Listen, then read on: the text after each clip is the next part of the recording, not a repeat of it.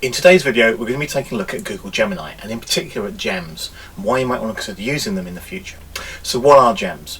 Gems are specifically trained models within Google Gemini that you can set up and query on particular topics.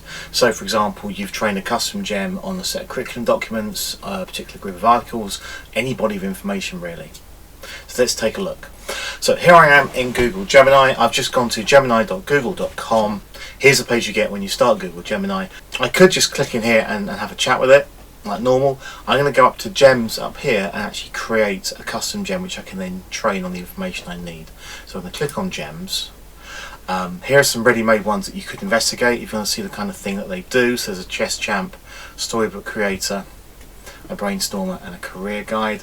I'm going to click on new gem, and then here is where I'm going to train my gem with the information that I want. So I'm going to use this as a primary science advisor, as a curriculum guide for me. So I'm going to enter the information about the Science National Curriculum. So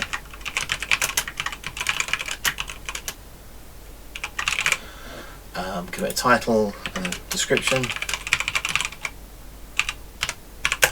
And then I'm going to detail my prompt set of instructions that I want the gem to have.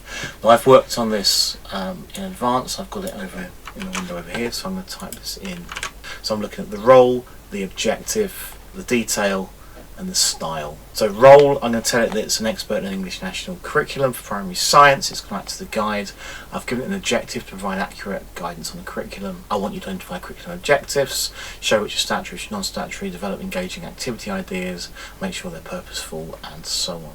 Detail, you've got a detailed knowledge and understanding of the curriculum. I'm going to give it some files, that will be uploaded in a second. When you suggest activities, give them a risk assessment, make sure they're purposeful, etc.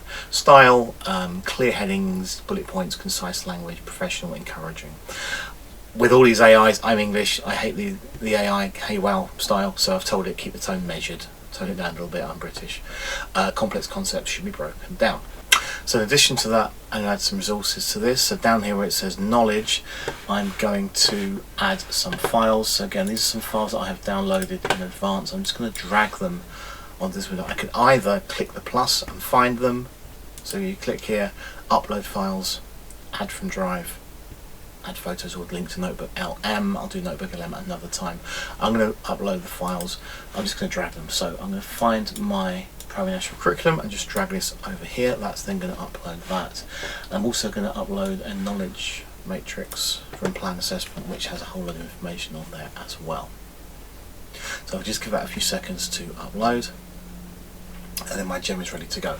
So we can give it a test. So I might be able to ask it things like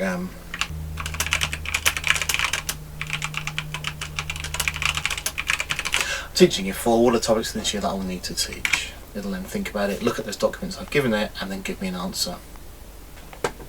It's then gone through, given the units and the objectives in there. So here's sound. I can click on these and it's showing me where the information is coming from. I then could say maybe things like